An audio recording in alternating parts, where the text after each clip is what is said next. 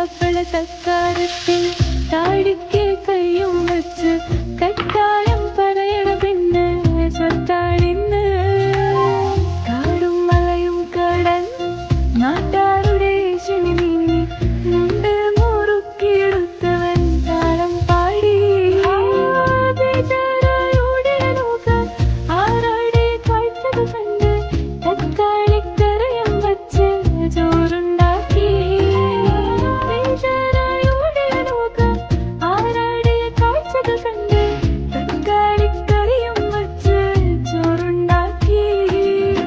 പുയ്യാപ്പള തക്കാരത്തിൻ താടിക്ക് കയ്യും വച്ച് കട്ടായം പറയണ പെണ്ണ് സ്വത്താണിന്ന്.